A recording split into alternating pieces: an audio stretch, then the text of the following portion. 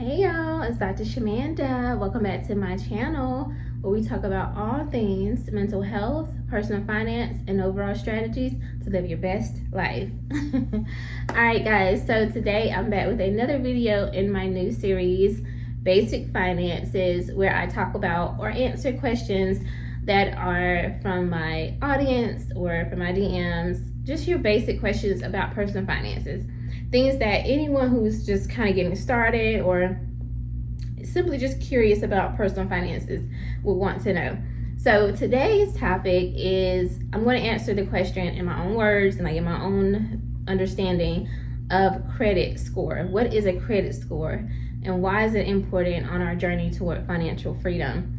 And just a disclaimer, I am not a financial advisor or expert in any way. I'm just a person that is on her own journey towards financial freedom, time freedom, all of that. But I have literally built up my investment accounts from zero to tens of thousands of dollars in just 36 months or less. So I know a little bit, okay? All right, y'all. So what is a credit score? In its basic definition, it's a numerical representation of a person's credit worthiness. So it's like a number that credit bureaus would assign to a person based on how they pay off their debts and their debts essentially. And it lets the credit bureaus or anyone who's lending money know, this person based on this number is likely or less likely or least likely to pay this back. So depending on your credit score will determine, how much you get, how much your interest rate is, and how likely you are to repay it. Essentially, that's the same thing, that's basically it. So if you think about it, if you were lending, let's say a family friend some money, like let's say they came to you and say, hey Cynthia, I need to borrow $500 because my tires burst, all four of them, and I need to get them fixed quickly so I can get to work, right? And you were like, okay, well let me think about how good you are with repaying this back, or how likely you are to repay me back. You technically wouldn't have anything to go off of. Like, all if you've never loaned this person any money, you don't even have any experience of how they pay you back or if they will pay you back. You can maybe go off of if you know that someone else has loaned them money, and you can maybe ask that person, hey, did Cynthia pay you back? Did she pay you back on time? Did she give you all the money back? What was her attitude like when she gave you the money back? Because that's the main part right there. You know what I'm saying? Did you keep the same energy that she asked when she asked for the money? Did she keep the same energy when she was giving it back?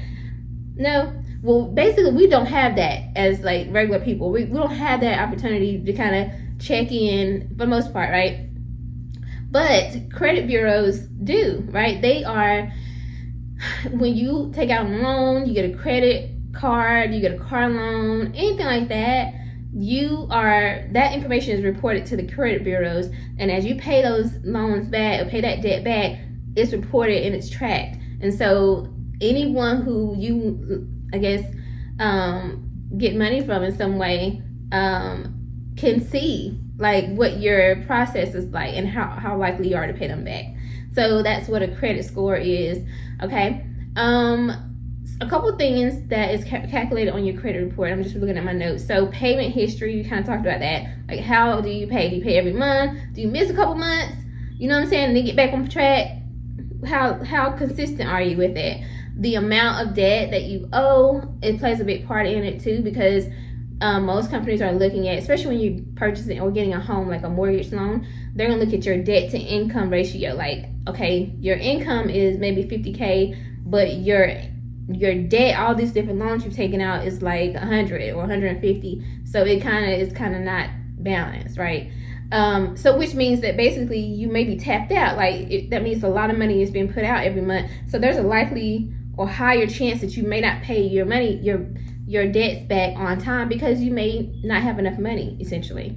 The length of credit history, that is one reason why a lot of people keep their credit cards open, even though they've paid them off. Like for me, example, I pay mine off to zero every month, but I will keep mine open, because if I close them out completely, it's going to decrease my credit history. So credit bureaus, they want to see, or lenders of lenders rather, not credit bureaus, but lenders want to see that you've had credit over extended period of time, and that you can show that you can maintain that credit. Student loans are really good for that. That's probably one of the positives, is that your credit score typically will go up with the student loans over a period of time. New credit inquiries. Now, if you've ever purchased a home, you already know the scariest thing is that something is going to hit your credit. So you don't ever try to go shopping for nothing. Do not go to IKEA. Do not go looking for a new car, because typically when you are purchasing a home, your credit score is like up here. Like you've got to a good point, and you can be very tempted to like go purchase new things because your credit is like A1 at that point. You want to go shop for your new home and all that, but your broker will tell you, do not go shop, do not do anything. If there's anything that you need to pay off or anything like that, make sure that you're on it, because if something hits that credit report, it will throw everything off. And do not try to go apply for new credit cards or anything like that, because new inquiries will also hit your credit report, and it will decrease your credit score, like literally, even if it's just a couple points, but it could make a big difference. And then the different types of credit that you use, like some people say like there's good debt and bad debt, right? There's like credit cards, and then there's like mortgage loans and car loans, different things like that. And some people just kind of have their own opinion about it. Personally, I'm okay with mortgage, but everything else, I don't want it. Baby, you can have it. Mortgage too, you know what I'm saying? But whatever. Anyway, another couple things that you want to know is there are different bureaus, and these are, they oversee your credit essentially. So there is Equifax, Experian, and TransUnion, and they all are different essentially. So you could look at one of those bureaus, and your credit score is totally different. It's probably off and different from the other bureaus by 5 to 10 points. So it depends on who's pulling your credit and which bureau they're going to use. So just be mindful of that. And then I kind of want to break down the different score ranges. So if you have poor credit, your credit is going to be somewhere between 300 and 579. If you have fair credit, it's like 580 and 669. And if you have good credit, which people like to brag about, oh baby, I got good credit. What you mean?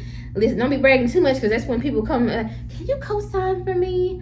I'm really trying to buy my home. Can you co-sign for me? I need to get a loan for my classes this semester. Can you co-sign for me? Baby, don't brag too much unless you're ready to say no, like, period. Oh, people already know not to ask me, because that's not even going to happen. Absolutely not. But I got asked a lot when I was in my early 20s, mid-20s. I don't know why they thought I had good credit, but I mean, it was all right, you know what I'm saying? But yeah, I definitely got asked a few times, and I was like, because I had already started reading and studying personal finance, so I knew. But I'm sure there are so many people out there who get the trick. Do not co-sign. Well, anyway, that's a whole nother story. We'll probably do another video on that one. Anyway, back to the credit scores. 670 to 739 is considered good credit. So I guess that's like your average credit, right? Even though, I don't know, because I feel like that's above average, because I think most people are kind of near fair, to be honest. Then there's 740 to 799, and that's very good credit, very good credit. And then excellent credit is like 800, 850. Baby, I ain't there yet. I'm trying. I'm getting there though, but I promise you, I'm gonna get there, for real. All right, so what are some perks, just real quick, what are some benefits of having really good credit, like good credit, very good credit, and excellent credit? So it will help you get loans a lot easier. This thing always says this to me. If you follow me, you already know. Oh my gosh.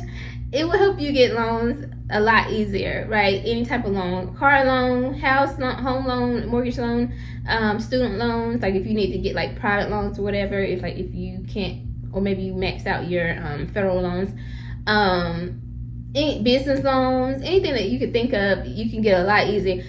Baby, when you got good credit, you can walk on that lot. I want this right here. You ain't got no down payment. That's okay, because that credit, baby, it speaks for you. I'm telling you. Not that I know, because every time I got a car, I didn't have that good. Anyway, we're not going to talk about that. You get lower interest rates on your credit, on whatever you purchase, which is a huge benefit, because essentially, if you're going to pay 100K for whatever that thing is, the difference between a 0% interest and 10, 15, 20% interest is substantial. Like, it makes a difference in that payment. Trust me. So the higher your credit score is, the better, because it's going to decrease that interest rate. Especially if you think about even like purchasing a home. Like, I mean, obviously, like what the market is in the world. I forgot what it's called, but like that impacts it as well. But your credit score impacts it too. And then like renting a home, because some people check that. I think also like there are jobs now, certain industries and certain professions, they would check your credit. I think if you're in banking, I'm not sure. I'm not sure exactly, but there are some professions that check your credit score before they hire you. So be mindful of that. Like, and I know that's crazy. That I didn't hear about that until like maybe a couple years ago, and I was like, are you serious? Like, why does it matter? Like, that's why y'all in my business. I'm here to work a job. Like, what? Why does my credit score matter? But I can, it makes sense for a couple industries where it's like, well, first of all, if your credit scoring is jacked up, then how are you gonna help me? Or how are you gonna help the clients? So it makes sense, I guess. All right, y'all, that is my understanding of what credit scores are, the benefits, how the different ranges, things of that sort. If you like this video, like, comment, subscribe, leave me a comment below.